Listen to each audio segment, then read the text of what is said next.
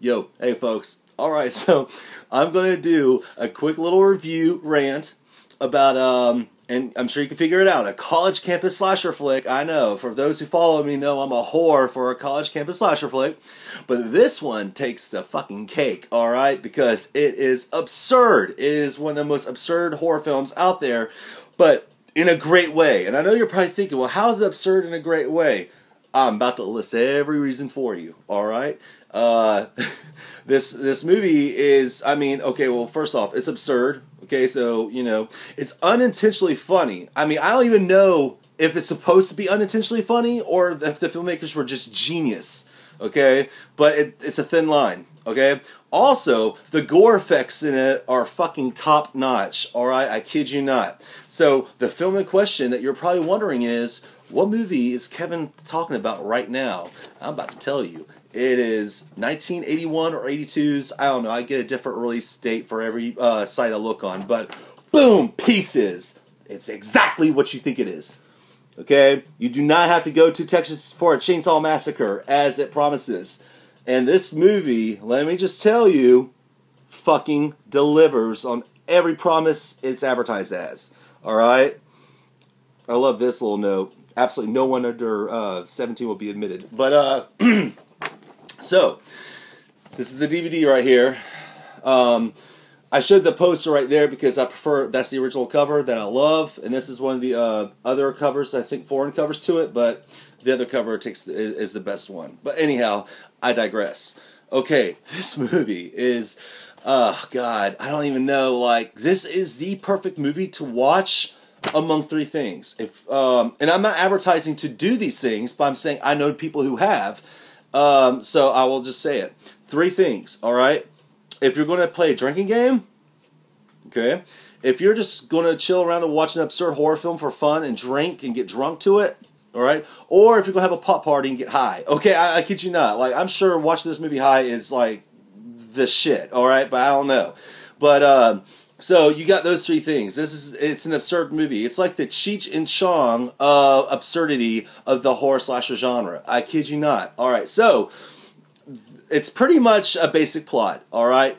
It opens up in 1940s Boston, where a little kid is putting together a little puzzle of a naked woman that's obviously from the 80s. It's an 80s model on an 80s model on a puzzle that's supposed to be in the 40s, alright?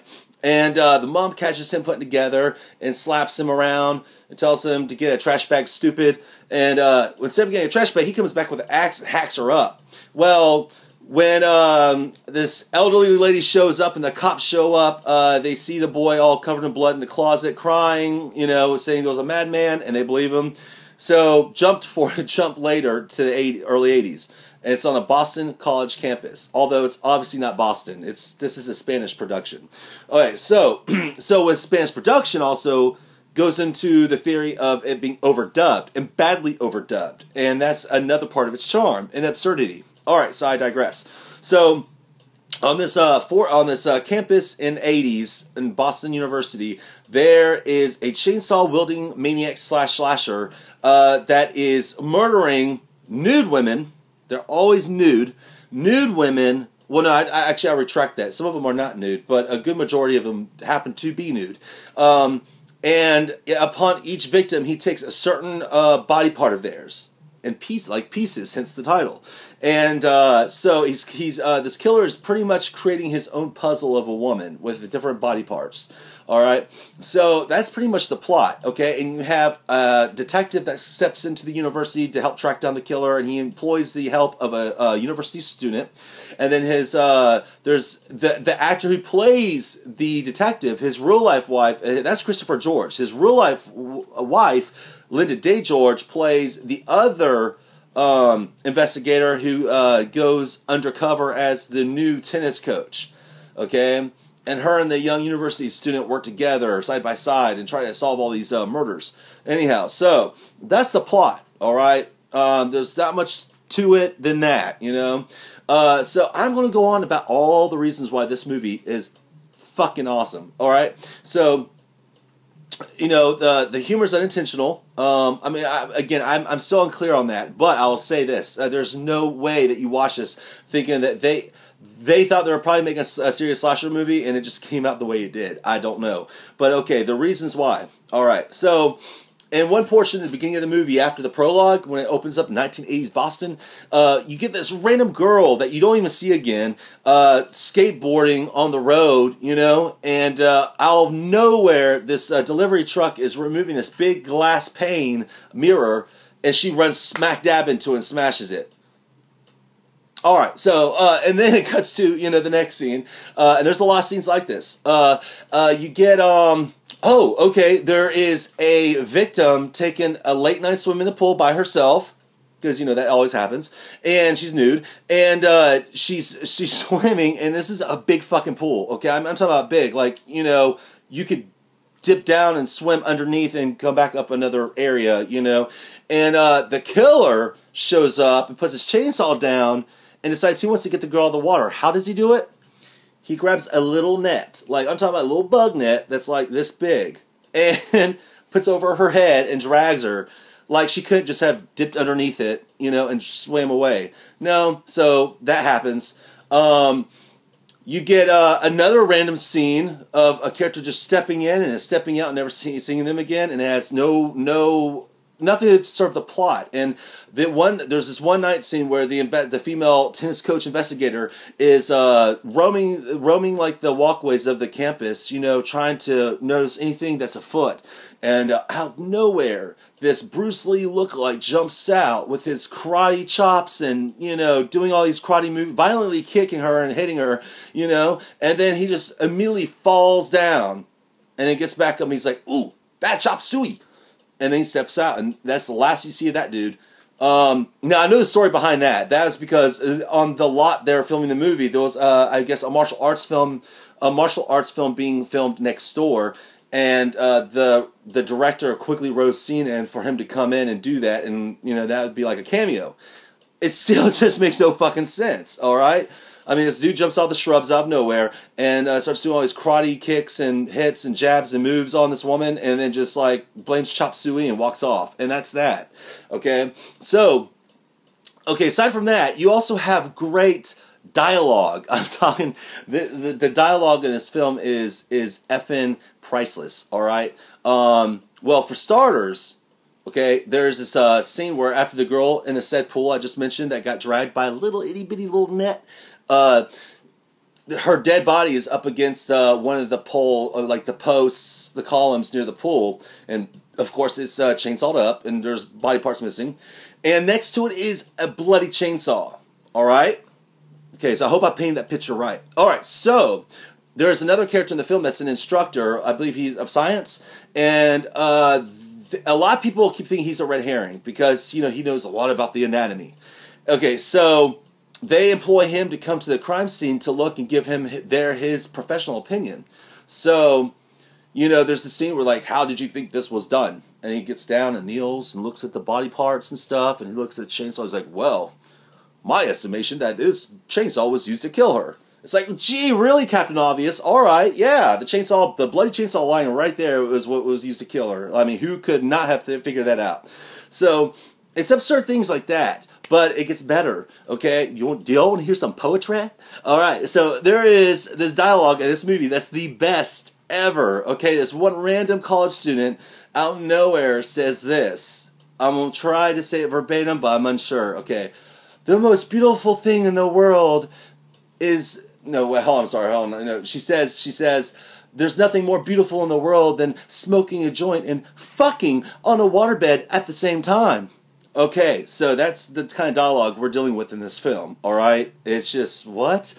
Okay, so, yeah, I guess the most beautiful thing in the world is smoking a joint and fucking on a waterbed at the same time. But speaking of a waterbed, there's this awesome fucking bloody butcher knife murder on a waterbed of this other random character that's like the area's news reporter, or she's trying to get in on the story of the killing on the campus. And so she sneaks onto the campus at night and starts trying to investigate the offices. And there is a random waterbed, I believe, in an office in the movie. In an office, a waterbed.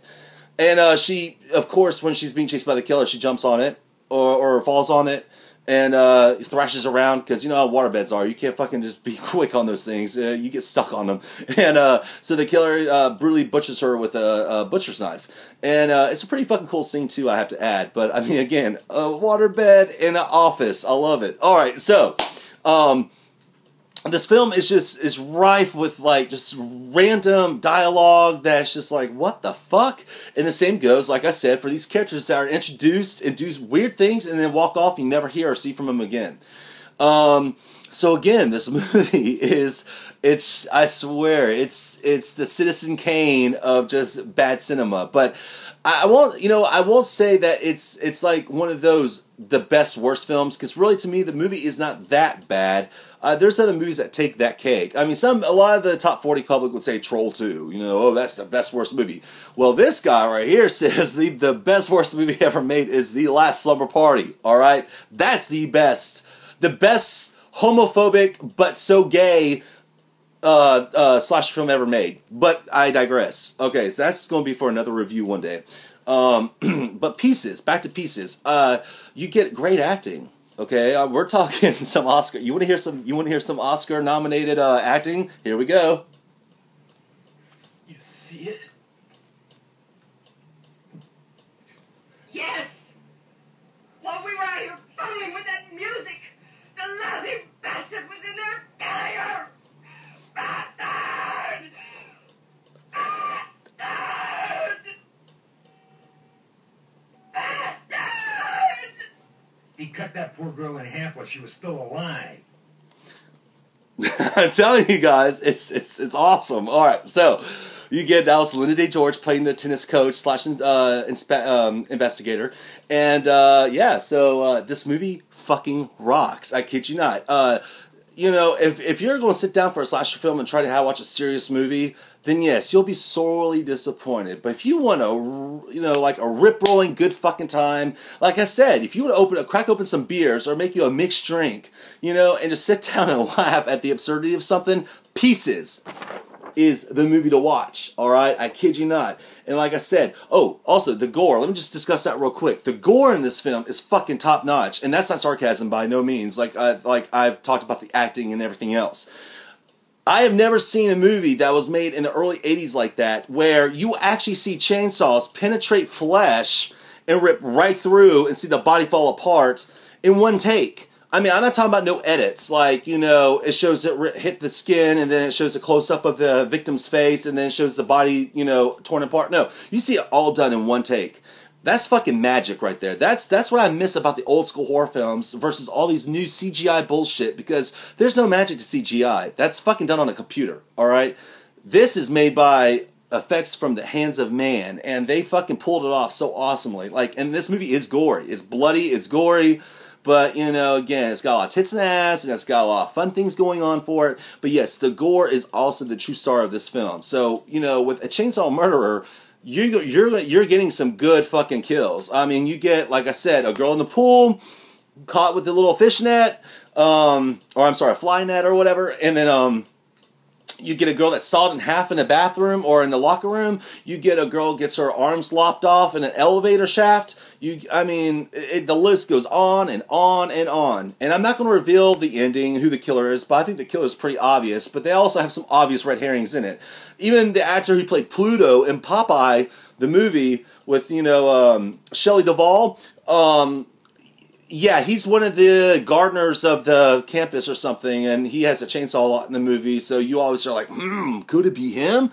But no, it's not him. It's an obvious red herring. But anyhow, I digress. The movie is just a good fucking time. Like I said, if you're a drinker, if you like to stay in one night on a weekend and you want to watch a movie and drink and just have a toast up to it, this is that movie. I kid you not. You will not be disappointed if you like to revel in some absurdity and some fun. And that's what this movie is fun. Nothing to take serious whatsoever.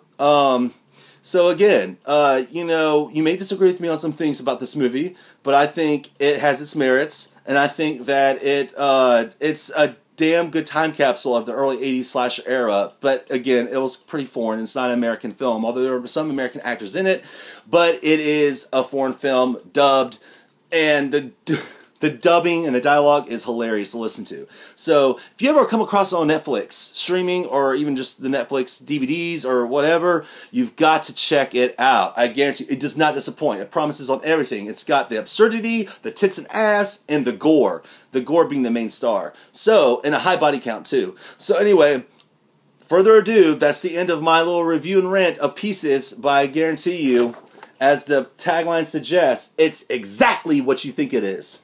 Alright, peace.